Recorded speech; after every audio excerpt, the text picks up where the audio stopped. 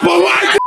Prabowo bangsa. Revolusi, revolusi, revolusi, revolusi. Ardianto diduga memiliki kedekatan dengan jaringan politik tertentu Andika Perkasa, tokoh tim pemenangan Ganjar Pranowo pada Pilpres 2024. Kehadiran politisi PDIP Andi Wijayanto di tengah masa aksi. Prabowo Gibran membunuh anak-anak Indonesia dengan cara membodohi mereka. Ditunggangi oleh PDIP. Anda membacanya nih? Jangan-jangan BEM Bersatu itu yang ditunggangi untuk mengalihkan isu. Apakah benar atau salah, nggak perlu merasa panik gitu, Mas Guntur Romli ataupun PDIP gitu ya. Kabinet anjing, kabinet anjing, kabinet bangsat. Jadi membunuh gerakan mahasiswa yang independen, yang kritis, kemudian dikaitkan mereka dengan partai politik. Benang merah itu ujungnya adalah tim pemenangan Ganjar Pranowo, ya kan? Buset, kagak main-main, ada di belakangnya seorang jenderal, mobil Fortuner. Gimana nggak mau vokal? Gimana nggak mau vokal? Atau memang aspirasi pihak politik tertentu? Saya kasih nama kucing itu Prabodo Subiantolol. Bagaimana juga BEM-BEM di kampus mereka yang diklaim, ternyata sekarang kan seperti apa yang terjadi hari ini juga otomatis ada kakanda-kakanda di belakangnya.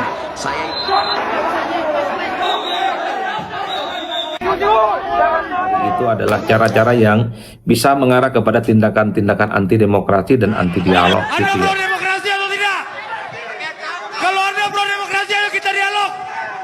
Ayo kita dialog. Agak cukup menyayangkan sebenarnya kalau ada upaya-upaya untuk membubarkan. Ada upaya-upaya misalnya meminta sebuah diskusi itu tidak dilanjutkan dengan cara apapun dan dengan alasan apapun.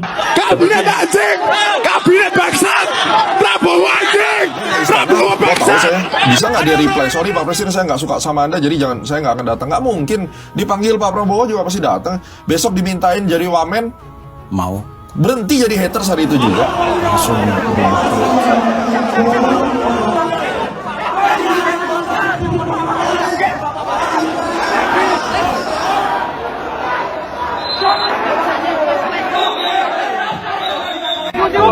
Seperti yang kita tahu dalam ruang demokrasi, semua orang itu punya pikiran berbeda, pendapat berbeda, punya narasi berbeda, kemudian punya diskursus beda, itu boleh. Yang paling penting tidak saling mengganggu satu sama yang lain. Saya cukup memahami.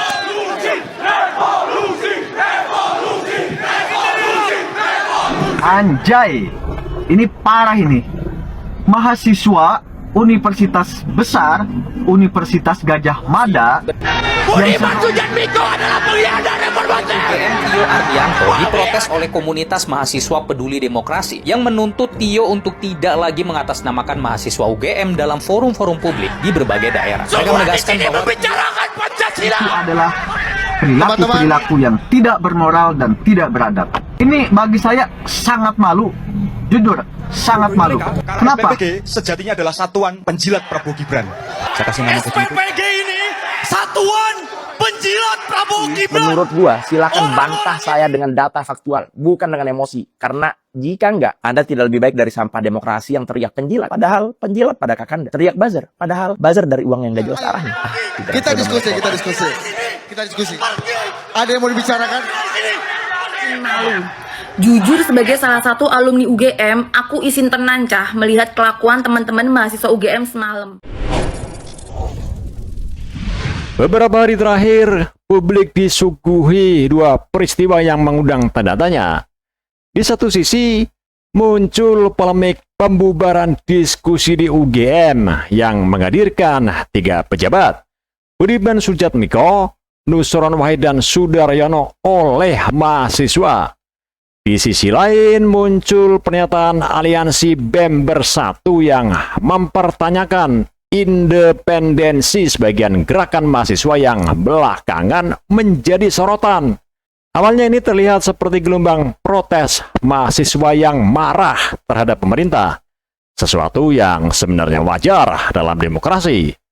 Tetapi semakin dalam dibaca, semakin ditelah, yang muncul bukan lagi sekadar soal demo atau kritik, melainkan pertanyaan yang lebih sensitif. Siapa yang berada di belakang gerakan ini? Siapa yang diuntungkan? Dan apakah gerakan ini masih benar-benar independen?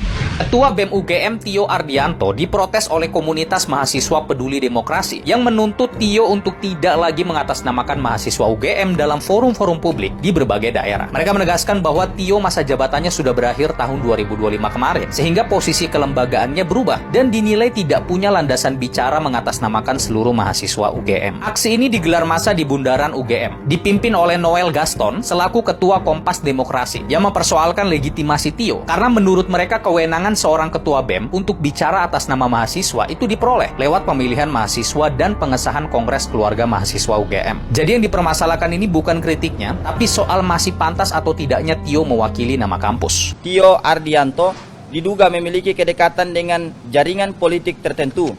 Mobil Fortuner yang digunakan diduga terdaftar atas nama Siti Nuraini, adik Letjen. Beberapa pernyataan sikap kami, yakni pernyataan sikap tolak gerakan mahasiswa yang ditunggangi kepentingan politik praktis. Kami, BEM Fakultas Bersatu, menolak segala bentuk penunggangan gerakan mahasiswa oleh kepentingan politik praktis. Gerakan mahasiswa harus tetap menjadi suara rakyat, bukan alat elit dalam perebutan kekuasaan. Kami menilai sejumlah aksi mahasiswa belakangan ini mulai kehilangan arah, ditandai minim kajian, lemahnya argumentasi, dan ketidakjelasan substansi tuntutan. Kondisi ini memunculkan pertanyaan apakah gerakan masih berpihak kepada rakyat atau telah disusupi agenda tertentu. Berdasarkan hal tersebut, terdapat beberapa catatan utama. Pertama, kami mempertanyakan prioritas isu yang diangkat di tengah kebutuhan mendasar masyarakat. Perhatian justru tersedot pada isu yang tidak menjadi urgensi utama. Sementara itu, program makan bergizi gratis yang berdampak langsung pada gizi dan kesejahteraan masyarakat justru menjadi sasaran penolakan, meski perbaikan tata kelola tetap diperlukan.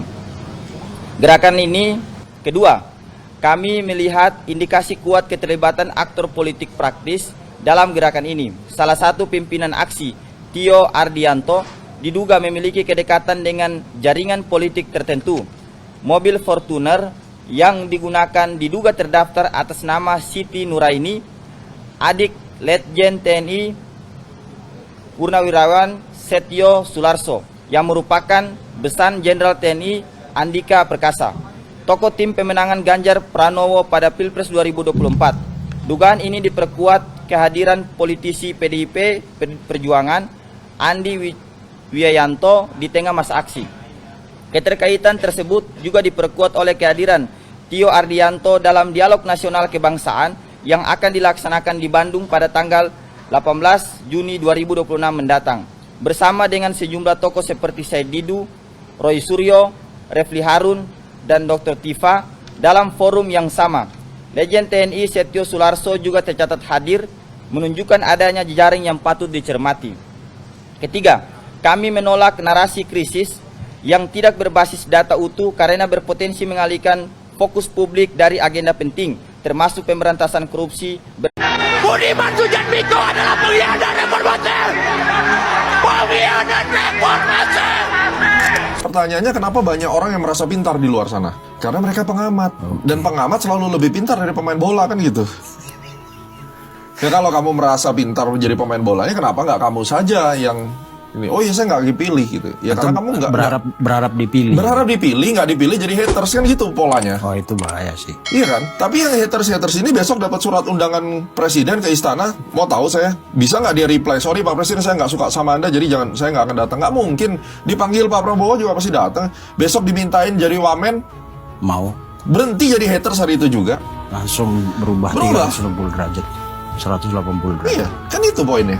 Itu menurut keyakinan saya ya. Saya boleh berasumsi gitu. Jadi kalau dikatakan Anda merasa pintar, ya coba aja mengajukan diri gitu mungkin ke DPR atau kemana kan. Jadi menteri lah. Nah, ketika Anda jadi menteri akan tahu bahwa mengambil sebuah keputusan itu berbeda dengan menjadi pengamat. Kalau jadi pengamat mau ngomong apa aja kelihatan keren, kamu di media kan diundang dari media 1, 2, 3 kan, diamplifikasi kiri kanan kelihatan hebat. Giliran lu duduk suruh mengambil keputusan yang dilematis, ayam sayur juga jadinya. Menyusun kebijakan beda dengan beda. Nah, di sini aliansi BEM Bersatu mulai masuk dengan pernyataan yang memantik perdebatan.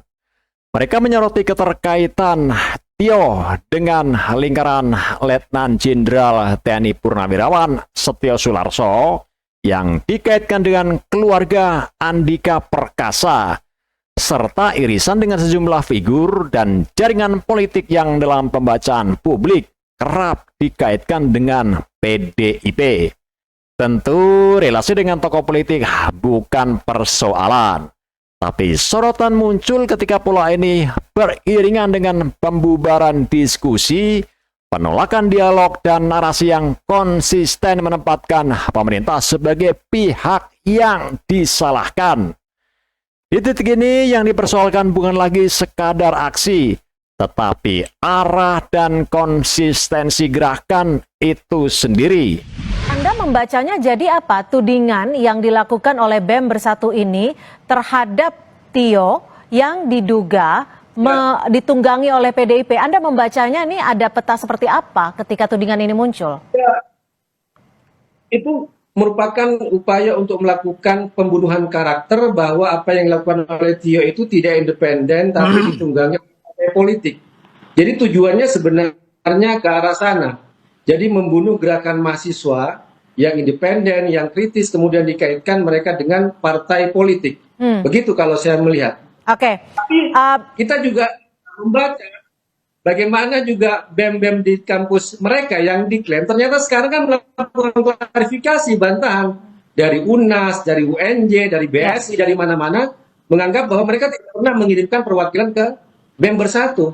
Jadi yang disebut ditunggangi yang mana? Apakah Tio? Atau jangan-jangan BEM Bersatu itu yang ditunggangi untuk mengalihkan isu, untuk melakukan pembunuhan karakter terhadap gerakan mahasiswa. Kita coba tanyakan ke Mas Alim. Kalau Mas Alim melihatnya bagaimana? Kalau tadi Mas Guntur bilang, atau jangan-jangan justru BEM Bersatu ini ada yang menunggangi. Bagaimana Anda membacanya, Mas Alim? Baik, terima kasih. Tadi sempat salah sebut ya, saya Ahmad Alimuddin bukan Amiluddin ya. Jadi agak salah tadi. Mas Ahmad Baik, Alimuddin.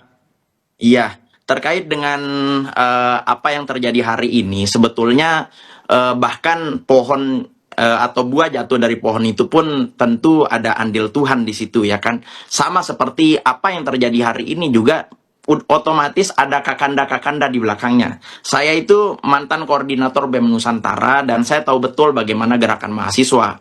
Kebetulan saya dulu backgroundnya dari Serikat Mahasiswa Paramadina gitu ya. Kalau kita melihat aksi-aksi yang hari ini ada, itu sebenarnya tidak ada yang salah. Semua orang berhak untuk menyampaikan pendapat, berhak untuk menyampaikan pandangan atau kritik kepada negara. Itu adalah hak gitu. Tapi kita juga tidak bisa melepaskan bahwa setiap orang juga punya kepentingan yang mereka bawa dan mereka suarakan, termasuk juga adik-adik atau teman-teman di BEM ini gitu. Kalau kita balik kepada Tio, BEM Bersatu ya maksudnya ya? BEM Bersatu, BEM SI, BEM Nusantara, BEM UI dan lain sebagainya, hampir semuanya punya kepentingan. Kepentingan yang mereka suarakan tidak akan terlepas dari suara rakyat gitu yang selalu dijual. Tapi kita juga tidak boleh lupa bahwa kalau kita bicara soal Tio, kenapa akhirnya muncul dugaan? Ya saya sebutnya sebagai dugaan. Masalah nanti apakah apakah benar atau salah, nggak perlu merasa panik gitu, Mas Guntur Romli ataupun PDIP gitu ya. Karena ini kan masih bentuknya dugaan gitu. Tinggal dijawab aja sebetulnya. Nah, kalau kita bicara pola ya, pola yang ada hari ini itu kan sebenarnya berangkat dari BEM Bersatu itu mengungkap bahwa bukan sebelum BEM Bersatu itu kan Tio akhirnya buka suara bahwa dia diteror, dia diancam, kemudian dia dengan cara-cara klasik yang sebetulnya sudah pernah saya jawab gitu. Nah, lalu kemudian muncul tudingan itu. Intinya tudingan itu kan dari BEM Bersatu itu kan ada kaitannya, ada benang merah. Kami tangkap.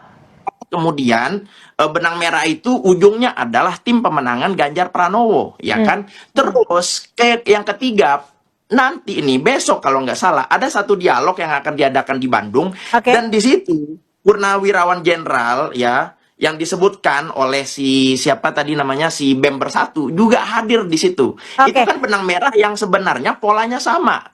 Aduhai buhai, BEM Bersatu duga Tio Ardianto dekat dengan tokoh PDIP, tim ses Ganjar. Pantas paling vokal ya. Kita baca lebih lanjut. Salah satu pimpinan aksi Tio Ardianto diduga memiliki kedekatan dengan jaringan politik tertentu. Mobil Fortuner, gila. Mobil Fortuner yang digunakannya diduga terdaftar atas nama Siti Nuraini, adik Letnan Jenderal Setio Sularso yang merupakan besal Jenderal TNI Andika Perkasa. Buset, kagak main-main, ada di belakangnya seorang jenderal, mobil Fortuner. Gimana nggak mau vokal? Gimana nggak mau vokal? Setelah kemarin dihebohkan mobilnya Tio dipasangin GPS yang segede gaban yang dia bilang terima kasih Prabowo, hari ini diduga memiliki keterkaitan dengan pihak politik tertentu. Lantas siapa yang mau dipercaya sekarang? Aspirasi masyarakat apa yang mau dibawa? Atau memang aspirasi pihak politik tertentu? Berlindung di balik aspirasi masyarakat. Yang membuat situasi ini semakin panas adalah narasi yang berkembang di luar forum. Ada yang melihat ini sebagai ekspresi kritik mahasiswa terhadap kekuasaan, tapi ada juga yang melihatnya dari sudut pandang yang berbeda. Apakah ini benar-benar murni gerakan moral akademik atau sudah bercampur dengan kepentingan yang lebih besar di luar kampus? Karena ketika sebuah gerakan tiba-tiba menjadi besar, viral, dan sangat politis dalam waktu yang bersamaan, pertanyaan tentang siapa yang menggerakkan, siapa yang mengarahkan, dan siapa yang diuntungkan akan muncul dengan sendirinya. Dan ini bukanlah tuduhan, tapi pola yang dalam politik selalu berulang. Setiap kemarahan publik yang besar selalu punya ruang untuk dimanfaatkan oleh aktor di luar yang terlihat di permukaan. Anak ini kok tantrum ya? Tapi kenapa gak ada kesadaran? Boleh saya ngomong? Sudah belum? Boleh, yuk. Boleh. Tadi kan kita ini datang untuk menjawab semua kegundahan itu. Anda boleh ngomong apa saja. Tadi kita sudah buka. Ya. Salah satu keributan yang terjadi bersumber dari orang ini. Ketika acara dibubarin dan akhirnya bersila di manalah itu namanya. Dia teriak-teriak tantrum gak jelas. Kok bisa ya? Mari kita bahas. Pertama, kalau mau diskusi, diskusi aja mas. Nggak usah tantrum, teriak-teriak nggak jelas. Seseorang itu dilihat bukan dari marah dan teriak-teriak nggak jelas, tapi dari bagaimana dia menyajikan data, fakta, atau apapun yang ingin ditanyakan. Kedua nih, lo kan mahasiswa UGM yang kampusnya isinya anak-anak cerdas se-Nusantara. Tunjukin dong isi otaknya. Jangan malu-maluin rektor. Minimal kalau bicara teh tertata, kalau punya data tersampaikan, kalau berbicara punya argumen. Kalau kayak gini, apa bedanya lo sama anak gue yang lagi tantrum-tantrumnya di umur 2 tahun. Bahkan ya, semoga Allah mengabulkan nih. Kayaknya anak gue lebih cerdas daripada lu. Diajak dialog pun dia paham, dia bisa. Bahkan kalau dia misalnya diminta untuk melakukan sesuatu, dia ngerti caranya. Lalu, marah-marah, nggak jelas. Aduh, gimana sih? Katanya anak UGM, katanya pinter-pinter. Tapi kok yang ini, jangan-jangan. Tapi gimana menurut kalian? Yang membuat situasi ini semakin panas adalah narasi yang berkembang di luar forum. Ada yang melihat ini sebagai ekspresi kritik mahasiswa terhadap kekuasaan, tapi ada juga yang melihatnya dari sudut pandang yang berbeda. Apakah ini benar-benar murni gerakan moral akademik atau sudah bercampur dengan kepentingan yang lebih besar di luar kampus? Karena ketika sebuah gerakan tiba-tiba menjadi besar, viral, dan sangat politis dalam waktu yang bersamaan, pertanyaan tentang siapa yang menggerakkan, siapa yang mengarahkan, dan siapa yang diuntungkan akan muncul dengan sendirinya. Dan ini bukanlah tuduhan, tapi pola yang dalam politik selalu berulang. Setiap kemarahan publik yang besar selalu punya ruang untuk dimanfaatkan oleh aktor di luar yang terlihat di permukaan. Diskusi-diskusi yang semalam itu dilakukan di UGM, dan bahkan ketika awal-awal situasi sudah mulai memanas, misalnya begitu banyak adik-adik mahasiswa itu yang kemudian berteriak revolusi, revolusi, dan meneriaki Budiman Sujatmiko itu sebagai pengkhianat reformasi dan seterusnya. Itu yang saya sebut sebagai poin yang kedua, di mana ada sejumlah pihak mahasiswa yang menginginkan supaya ya forumnya itu tidak lanjut dan para pembicaranya itu diminta untuk turun dari panggung. Itu sepertinya tidak percaya dengan apapun yang sudah dilakukan oleh pemerintah saat ini. Nah, yang ketiga, kalau mau jujur sebenarnya saya termasuk yang agak cukup menyayangkan sebenarnya kalau ada upaya-upaya untuk membubarkan. Ada upaya-upaya misalnya meminta sebuah diskusi itu tidak dilanjutkan dengan cara apapun dan dengan alasan apapun. Seperti yang kita tahu dalam ruang demokrasi, semua orang itu punya pikiran berbeda, pendapat berbeda, punya narasi berbeda, kemudian punya diskursus beda, itu boleh. Yang paling penting tidak saling mengganggu satu sama yang lain. Saya cukup memahami sejumlah aktivis-aktivis mahasiswa, mungkin juga adik-adik mahasiswa yang ada di UGM tuh hatinya mendidih, begitu marah dan tidak percaya dengan sejumlah isu yang terjadi di negara kita, mulai dari MBG, kemudian dari situasi ekonomi, soal penggusuran lahan dan seterusnya. Tapi yang paling penting tentu yang paling dihindari itu adalah cara-cara yang bisa mengarah kepada tindakan-tindakan anti demokrasi dan anti dialog gitu ya. Kalau memang tidak setuju dengan acara yang dilakukan tadi malam, bisa tidak hadir ke acara itu atau bisa bikin acara tandingan, dan bahkan acara tandingannya itu bisa panggung di sebelahnya tuh. Panggung di mana untuk menjelaskan bahwa para mantan-mantan aktivis seperti Pak Nusron Wahid, kemudian Sudaryono dan Budiman Sujatmiko, ya ini hanya sebatas lip service dan basa-basi politik. Dan yang paling penting bagi saya adalah tindakan untuk melihat bagaimana ada hak politik pada orang lain, ada kewajiban pada orang lain, juga menjadi penting dalam konteks itu. Yang ingin saya katakan adalah bahwa ya saya kira banyak sekali variasi-variasi yang terjadi pada aktivis-aktivis mahasiswa. Ada yang memang menganggap sepenuhnya kekuasaan dan pemerintah itu dengan penuh curiga bahwa segala apapun yang terjadi pada negara dan pemerintah pokoknya itu jelek, itu pokoknya buruk dan itunya jahat, dan tidak ada kompromi di situ dan tidak ada diskusi-diskusi apapun di situ. Tapi kan kita juga tidak boleh menutup mata bahwa banyak juga aktivis-aktivis mahasiswa yang sebenarnya punya aliran yang sifatnya moderat, sifatnya lunak, dalam arti bahwa ya adalah kebijakan-kebijakan pemerintah yang layak diapresiasi, dan ada juga memang kebijakan-kebijakan pemerintah yang sangat layak dibully dan untuk diprotes. Misalnya soal kenaikan BBM terkait dengan situasi yang terkait dengan ekonomi, termasuk juga soal MBG yang dianggap ya pemborosan APBN, termasuk juga soal bagaimana MBG itu tidak efektif dan justru menjadi ladang korupsi yang baru. Semua orang tidak bisa membantah itu. Dan biasanya sejumlah aktivis mahasiswa yang sifatnya moderat itu relatif juga membuka ruang terbuka kepada kekuasaan, kepada pemerintah, dan unsur-unsur ada di dalamnya seperti menteri, wakil menteri, kepala badan. Kalau ada diskusi ya tinggal diskusi saja. Yang ingin saya highlight adalah secara umum pilihan politik itu ada pada siapapun, termasuk pada adik-adik mahasiswa, tapi sebisa mungkin menghindari tindakan-tindakan yang mengarah kepada anti demokrasi dan anti dialog. Hati boleh panas, pikiran boleh marah, dan semuanya bisa sebal dengan kondisi saat ini. Tapi yang paling penting, kalau memang ada forum-forum diskusi dan ruang dialogis yang memang dilakukan secara terbuka, alangkah lebih baiknya kalau itu juga dimanfaatkan untuk ada sharing, bagi-bagi data, dan ditunjukkan apa kelemahan-kelemahan itu yang secara signifikan yang kemudian mesti diperbaiki oleh pemerintah. Yang disorot oleh pengamat politik Adi Prayitno bukan sekadar soal diskusi yang dibubarkan atau tidak, tetapi ada gejala yang lebih serius, mulai retaknya budaya paling dasar di ruang kampus, yakni kemampuan berdebat tanpa membungkam. Ketika narasumber dianggap tidak sejalan, lalu forum dihentikan, bahkan disertai tekanan atau persekusi agar pembicara tidak melanjutkan, maka itu sudah bukan lagi sekadar ekspresi keberatan. Itu sudah masuk ke wilayah penolakan terhadap dialog itu sendiri. Dan di sini fungsi kampus sebagai ruang menguji gagasan justru mulai terganggu dan dipertanyakan.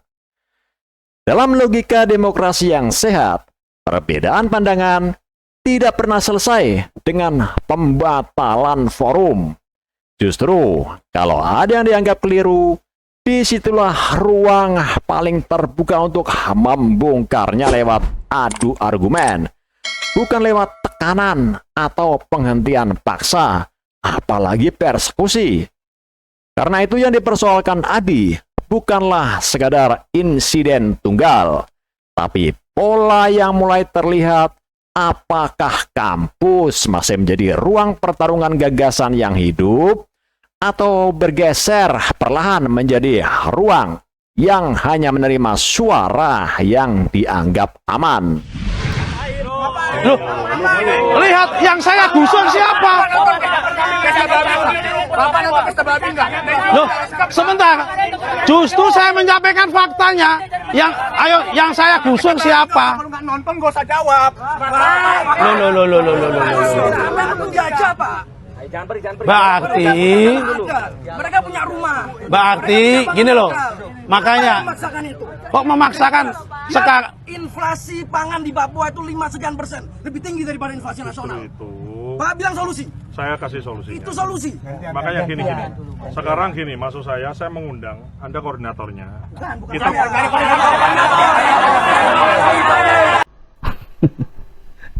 Tujuannya mungkin buat mewakili rakyat, tapi kenapa gua nggak merasa terwakilkan ya? Ini tuh acara narasumbernya dari satu kubu doang ya. Kalau iya sih kocaknya acara, nggak kompeten. Nih ya, setahu gue tuh salah satu ciri SDM rendah itu ketika dia udah nggak bisa ngontrol emosi. Jadi semakin tinggi nada bicaranya tuh malah semakin kelihatan kosong isi kepalanya.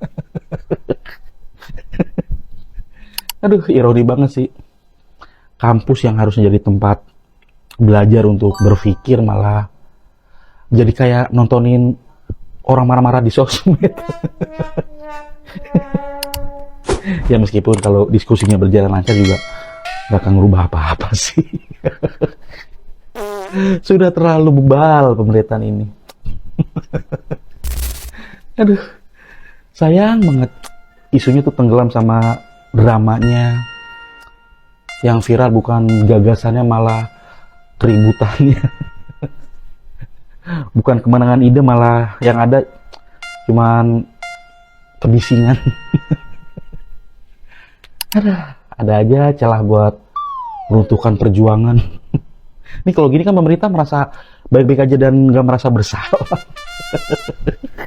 Memalukan, mahasiswa dan rektor UGM gagal membuat UGM jadi ruang diskusi sehat. Budiman Sujatmiko adalah pengkhianat reformasi. Pengkhianat reformasi. Semua di sini membicarakan Pancasila. Teman-teman, Semalam ini ramai banget aksi barbar dan aksi memalukan yang dilakukan oleh oknum mahasiswa UGM. Bahkan hal ini cenderung dan diduga dibiarkan oleh UGM. Kok bisa? Mari kita bahas. Pertama, UGM anti demokrasi. Padahal demokrasi menghormati perbedaan pendapat. Perbedaan pendapat dijawab dengan intimidasi, ancaman, dan bahkan mengarah pada kekerasan. Perjuangan demokrasi macam apa ini? Yang ada hanyalah perilaku yang menghancurkan demokrasi itu sendiri. Miris dan sampah banget. Kedua nih, UGM anti intelektualisme. Padahal kampus adalah tempat bernaungnya gagasan, bukan bertarungnya emosi. Argumen seharusnya dibalas argumen, data sepatutnya dibalas data. Tapi memalukannya, mereka hanya bicara berdasarkan film pesta babi. Kebodohan dan kebuntuan hal macam apa yang ditunjukkan UGM hari ini? Coba dijawab. Ketiga, saya hakul yakin ini bukan kejadian spontan. Menurut keyakinan saya ini terstruktur, sistematis, dan masif. Itu terlihat dari video-video yang beredar. Ada orang baru datang, bikin ribut, ini contoh buruk yang sangat gak layak ditiru. Bahkan dipertontonkan pula oleh kampus yang konon katanya terbaik di Indonesia. Tapi sayangnya, rektornya mungkin terburuk. Keempat, rektor dan jajarannya harus bertanggung jawab atas kejadian ini. Atas iklim akademik dan pembentukan karakter mahasiswa yang kebablasan. Bukannya belajar cara membaca data berargumen dengan cerdas, malah mempertontonkan kebudayaan kampus yang malu-malu. Kelima, menurut gua orientasi gerakan UGM hari ini bukan lagi mengkritik untuk menghadirkan solusi, tapi melahirkan premanisme di ruang kampus yang seharusnya sehat dengan diskusi, agitasi, dan tentu saja solusi. Terakhir, saya curiga mereka-mereka yang hari ini mendukung gerakan congkak mahasiswa kemarin di UGM, kalian tahulah siapa mereka. Cari aja. Dugaan dan mungkin menurut keyakinan gua adalah dalang yang membakar gerakan ini. Atau mungkin film PB yang mereka sebutkan dengan propagandanya juga mungkin terlibat. Memalukan sekali. Padahal saya respect loh awalnya. Ya, saya cuma tanya aja. Mungkin udah mulai kotor nih pikiran saya. Tapi, menurut gua, silakan bantah saya dengan data faktual, bukan dengan emosi. Karena jika enggak, Anda tidak lebih baik dari sampah demokrasi yang teriak penjilat. Padahal penjilat pada kakanda. Teriak buzzer. Padahal buzzer dari uang yang gak jelas arahnya. Pikiran saya udah mulai kotor. Di sisi lain, muncul pula perdebatan yang lebih dalam tentang bagaimana seharusnya kampus bersikap. Ada pandangan yang menegaskan bahwa kampus bukan ruang untuk membungkam, tapi ruang untuk menguji gagasan. Kalau tidak setuju dengan narasumber, maka jawabannya adalah argumen, bukan pengusiran. Kalau tidak sepakat dengan kebijakan, maka yang diuji adalah datanya, bukan ditutup forumnya. Karena di sini yang dipertaruhkan bukan sekadar acara diskusi, tapi marwah kampus itu sendiri. Kabinet anjing! Kabinet bangsat! Prabowo anjing! Prabowo bangsat! Anda pro demokrasi atau tidak? Kalau Anda pro demokrasi, ayo kita dialog! Ayo kita dialog! Anjay, ini parah ini. Mahasiswa universitas besar, Universitas Gajah Mada, yang seharusnya berintelektual, yang seharusnya bermoral, justru yang diperlihatkan ke publik itu adalah perilaku-perilaku yang tidak bermoral dan tidak beradab. Ini bagi saya sangat malu, jujur, sangat malu. Kenapa? Yang mahasiswa, mereka itu harus paham soal demokrasi, harus paham berdialog. Kalau ada kegiatan diskusi, ya berdiskusi, adu pendapat di situ. Jika Anda tidak sejalan dengan kegiatan-kegiatan atau program pemerintah, ya sampaikan, disitulah berdebat. Itu adalah tempat berdebat, tempat berdialog, tempat berdiskusi, tempat menyampaikan pendapat. Bukan malah kegiatan berdialog, kegiatan berdiskusi ini justru Anda mengedepankan egoisme dan anarkisme. Apa yang dilakukan oleh mahasiswa itu sangat paradoks. Mereka ini selalu teriak-teriak bahwa pemerintah ini tidak demokratis, pemerintah ini tidak bermoral, pemerintah ini hanya mementingkan kekuasaan. Tetapi yang diperlihatkan ke publik, perilaku-perilaku mahasiswa ini justru bertentangan. Mereka tidak bermoral, tidak punya ide, tidak bisa berpendapat. Sehingga ketika ada kegiatan diskusi, ketika ada kegiatan berdialog, justru yang dikedepankan adalah perilaku-perilaku yang tidak bermoral dan tidak beradab. Dan di titik inilah media sosial memperbesar semuanya. Reaksi netizen, potongan video, narasi pro dan kontra, semua bercampur menjadi satu arus besar yang sulit lagi dibedakan mana fakta, mana interpretasi, dan mana opini yang dibakar emosi. Akhirnya yang tersisa bukan pemahaman, tapi malah polarisasi. Yang lebih mengkhawatirkan dalam situasi seperti ini, publik mulai kehilangan fokus pada substansi awal. Apa sebenarnya yang ingin diperjuangkan, apa kritik yang ingin disampaikan, dan apa solusi yang ditawarkan. Karena yang paling mudah viral bukan gagasan, tapi konflik. Padahal kalau kita kembali ke prinsip dasar demokrasi, kritik itu adalah sah, demonstrasi itu sah, bahkan penolakan terhadap kebijakan juga sah. Tapi semua itu punya batas, tidak bisa menghilangkan ruang dialog itu sendiri. Karena begitu dialog hilang, demokrasi tinggal bentuknya saja, tapi hilang isinya. Kampus dalam hal ini punya peran penting. Bukan hanya sebagai tempat belajar teori, tapi tempat melatih cara berpikir. Dan cara berpikir itu tidak tumbuh dari pembungkaman dan penolakan, tapi dari kemampuan menghadapi perbedaan tanpa kehilangan kendali. Karena pada akhirnya, kekuatan intelektual bukan diukur dari seberapa keras suara yang dikeluarkan, tapi dari seberapa kuat argumen yang bisa dipertahankan tanpa harus mengusir orang lain yang berbeda pandangan. Dan kalau hari ini publik melihat kampus mulai dipenuhi kegaduhan, maka yang harus ditanyakan bukan hanya siapa yang benar atau siapa yang salah di dalam forum, tapi lebih jauh, apakah kita masih punya kemampuan untuk menjaga ruang dialog tetap hidup?